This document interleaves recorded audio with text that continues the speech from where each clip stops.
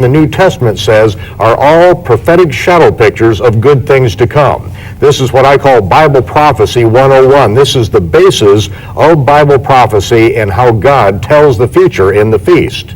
You know, the feasts are divided into two different sections, the spring feast and the fall feast. The spring feasts have come true to the decimal point. I mean, so precisely. Now, if they've come true, what do you think's going to happen with the fall feast? Michael, tell me a bit about what's come true about the spring feast. Well, in the spring feast, we see that embedded in that picture is the sacrifice of the Passover lamb. And we see that in the book of Leviticus, it says that these feasts are kadosh mikra, or holy rehearsals.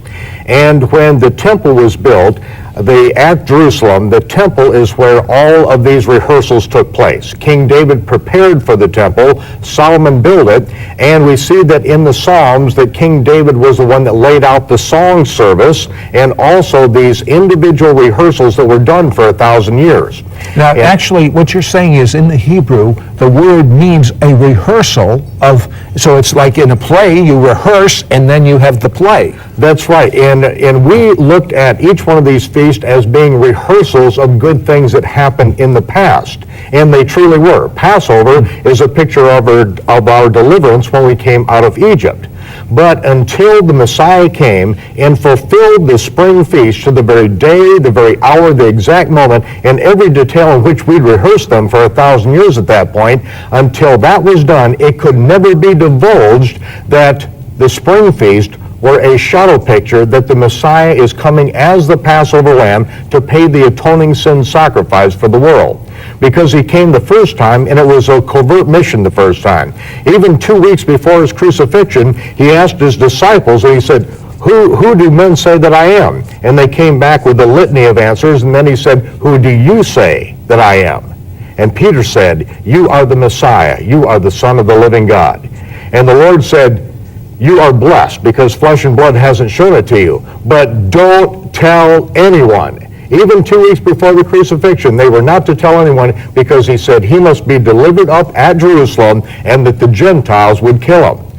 And until he was slain, until he was actually the Passover lamb, and 3 days and 3 nights later he was raised from the dead, until that took place, it could never be spoken that these rehearsals that we had been doing then for over 1,000 years were literally rehearsing for the very time that he would come into Jerusalem and fulfill these very rehearsals. Give me a couple really spectacular specifics of this first coming that was a rehearsal that's already happened. The Gospel of John tells us about this, and it takes us to 6 days before the Passover.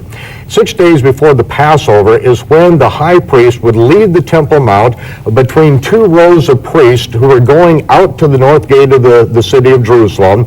There were thousands of priests, shoulder to shoulder, standing there with palm fronds in their hands. The high priest and his entourage would go through that pathway, go out to the sheepfolds of Bethlehem where the Passover lambs were bred, raised, and groomed, and then when the high priest came back to the city, the priests who were outside the gate would then open this passageway. He would enter into that pass up to the Temple Mount, and they would begin crying out, Hosanna in the highest, blessed is he that comes in the name of the Lord. At that moment, all the priests up that pathway would then begin shaking their palm fronds, crying out, Hosanna in the highest. 150,000 people would come up to the feast, would rush out to that passageway. They would take their palm fronds and their cedar boughs, and they would bring them down, and they would begin crying this out. And the high priest then took the Passover lamb all the way up to the Temple Mount, where the Passover lamb was then tied to a stake and inspected by everyone for the next 4 days.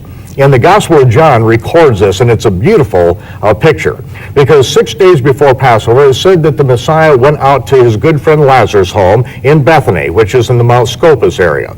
And he told his disciples the next morning to get a donkey that no man had ever sat on and get it ready. He told the rest of the disciples to get all of the disciples together at the north gate of the city, and there it is that they were standing there the next morning with hundreds of priests, hundreds of Kohanim of Israel.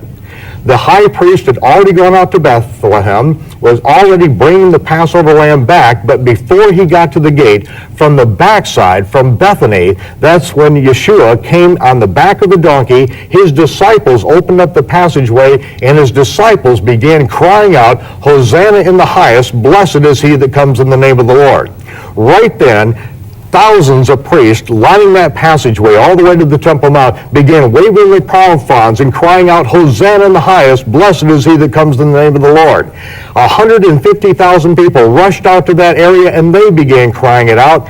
And the priests who were outside the gate that saw what was happening, they saw the high priest was still off in the distance, but yet the entire rehearsal had then kicked into high gear, and you could hear the cries of the people, "Hosanna in the highest," as it echoed through the mountains of Judea. And when they said, "Tell your disciples," he talked to Yeshua and said, "Tell your disciples to shut up and quit saying this," he said, "I will not. I will not. If the rocks have to be given a voice, the rocks will cry it out." Why? Because this is when the rehearsal was fulfilled. This is the day that the world was waiting for. This is the day that the Passover Lamb, who was born in the sheepfolds of Bethlehem 30 years ago. We've been conned. Listen, if I'm understanding right, the biblical holidays are rehearsals, clues into the future of what's going to happen on planet Earth. Now, why was it that the first followers of Jesus observed all the biblical holidays?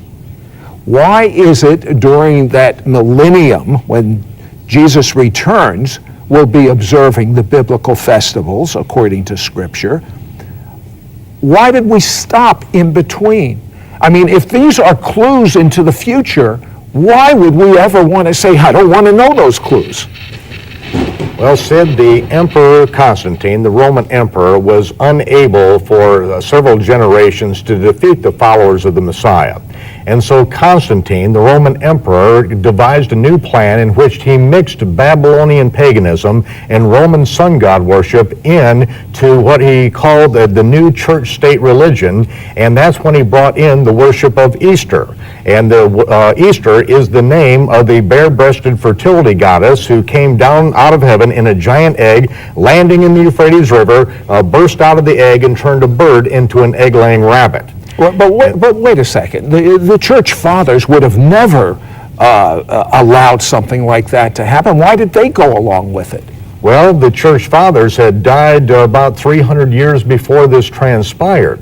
And those that lived in Rome, we have to remember that they were being persecuted. They were being slaughtered mercilessly. They were living in the catacombs under Rome. And so when Constantine finally came up with a compromise, and that's what it was, he also brought in the worship of Mithra and mixed it all into this new religion. What is the worship of Mithra? Mithra, if we look up in our Encyclopedia Britannica, it'll tell us that the birth date of Mithra, the Roman sun god, he was born on December 25th. And of course, that's not any shock for Jews because we were in Babylon in captivity, and we know that Tammuz, the Babylonian sun god, was born on December 25th. And when we were in Egypt, we also got involved in the worship of Ra, the Egyptian sun god, born December 25th. Well, wait a second. What about Jesus? Was he born December 25th? Absolutely not. If there's one day, I assure you, he was not born, it's December 25th. How do you know? He was born on Tishri 15. Tishri 15 is the first day of the Feast of Tabernacles, Sid, and that was rehearsal of the Word being made flesh and tabernacling among us, as it says in John chapter 1, verse 14. Now, he was literally born in a sukkah, in a tabernacle, on that first day. Tishri is a biblical date. It's a biblical month. And of course, that seems a little bit strange here in the Western world because we've been raised with a pagan sun god calendar in which every day of the week is named after a different pagan god. Every month of the year is named after a different fallen angel. Days, weeks, months, and years all begin and end with completely fictitious points in time, and the entire Christian world has inherited a sun god calendar which they have completely forsaken God's reckoning of time. We've grown up in the Western world ignorant of God's times and his seasons, or his Moedim in the Hebrew, which are the feast of the Lord, the prophetic shadow pictures by which God told the end from the beginning. And this is why it's such a travesty in this part of the world to have inherited these things, because we've grown up knowing nothing about the feast of the Lord, but yet we hear them being called Jewish feast. And that's exactly what the Emperor Constantine called them. Instead of calling them the feast of the Lord, which they belong to him, he called them Jewish feast, and if anyone did anything Jewish, then they would still have their head cut off. But if they would adopt the worship of Easter, the goddess of fertility, and the worship of Mithra, born December 25th, which on the ancient calendar is the time of the winter solstice, then you could live, and you could live with that compromise. But we have inherited these things in the Western world, Sid, and it's time that we woke up and realized that while we have inherited these pagan celebrations in feast, we have forsaken the feast of the Lord, which are the shadow pictures that tell us about what is going to be happening in the very near future. And that's why it is so exciting at this point in time to be teaching the feast of the Lord. Well, it seems to me that it is a colossal conspiracy against Christians. Well, we know who the conspirator is, the Hasatan, the devil, Satan.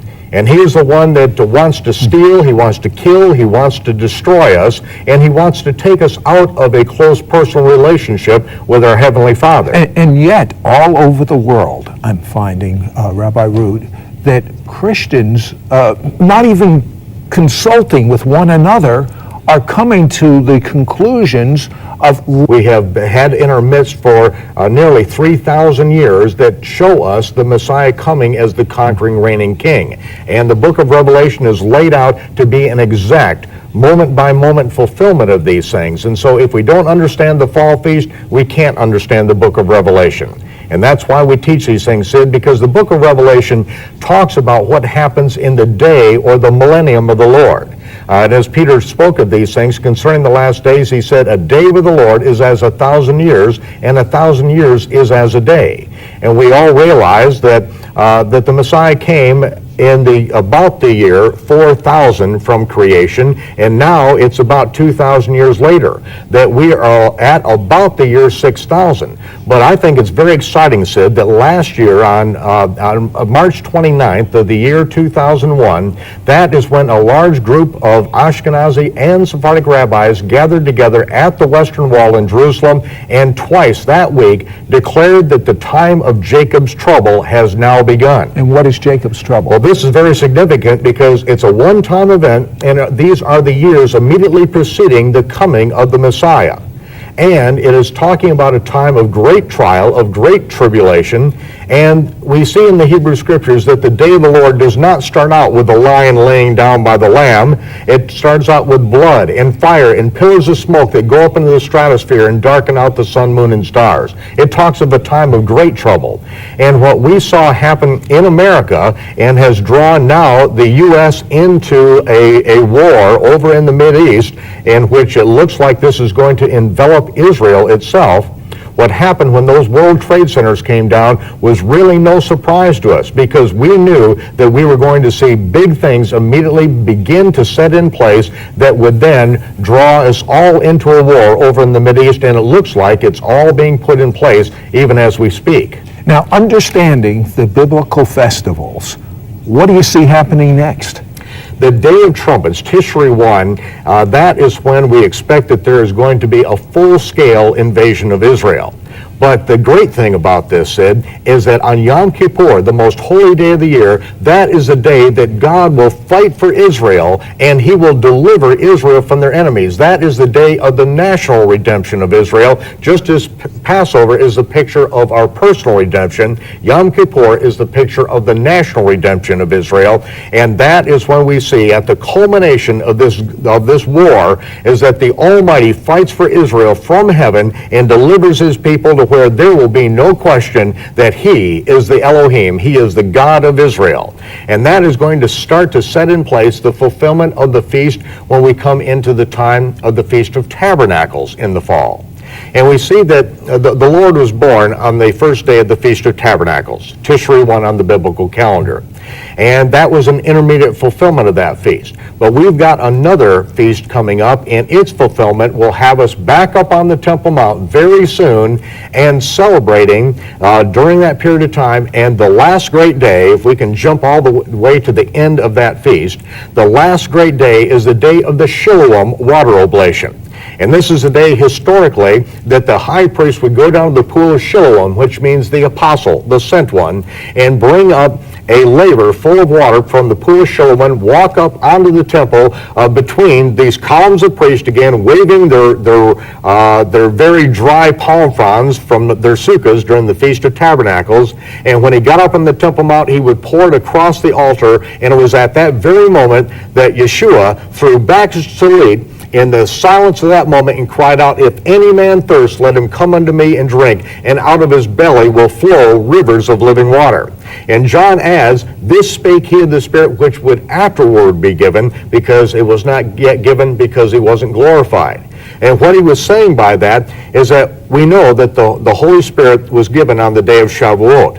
But the latter rain outpouring, that outpouring that will come in the last days, a double portion of the Spirit of God. The Spirit of grace and supplication will come upon his people, and we will see miracles that we have not seen since the first century. We are going to see a sweep of God's Spirit move across the earth by those believers who are now understanding who the Messiah is, and when Israel's eyes are open, said, this is going to change the world. You know, that really excites me. Did you